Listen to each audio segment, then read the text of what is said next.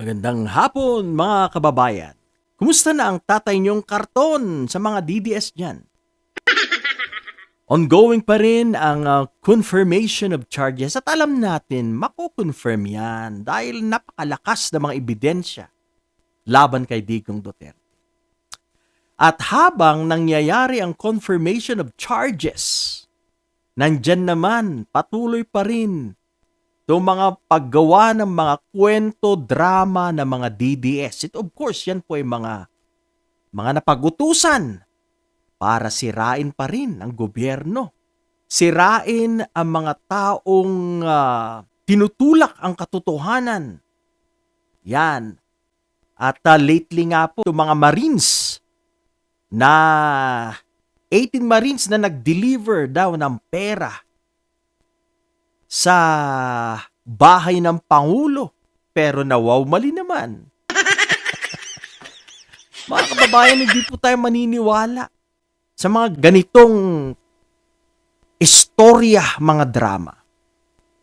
Ito ay paninira, ito ay mga imbento, at hindi na to mabibenta sapagkat paulit-ulit na nilang ginawa to, lalo na po yung kay Saldico, nagsimula po yan. At another maleta na naman na kwento? I don't think so. Hindi na po tayo maniniwala dyan.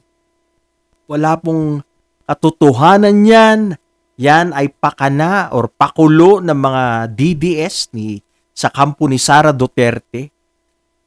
Hoping na mabubudol na naman nila ang taong bayan, pero wala na. Matagal nang nagising ang mga Pilipino, ang mga matitinong Pilipino. Kaya sa mga pinaggagawa nila, mga maleta dyan na nag-deliver even kay Congresswoman De Lima, binigyan daw ng maleta. Mga kababayan, kalukuhan po yan. Mga gawa-gawa lang na mga DDS, mga Duterte. Mga napag-utusan. Mga kababayan, malabo na po ang laban ni Digong Duterte. Siguradong mako-confirm yan. At hindi lang yan, napansin din natin na wala na po silang supporters sa The Hague. Nakita nga po natin sa isang larawan na kokonti na lang sila. Wala na, mauubos talaga sila. Dahil paisa-isa po silang mamumulat sa katotohanan.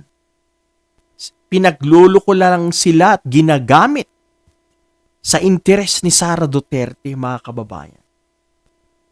Kaya, iiyak ang mga DDS. Mako-confirm yan. Kailan ba ang last day? Is it today ang confirmation of charges ang last day? Today or tomorrow? Abangan po natin yan.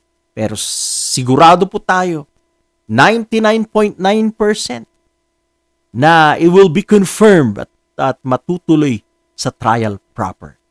Yan lang po muna, mga kababayan. Please, don't forget to subscribe sa atin pong maliit na channel. Maraming pong salamat.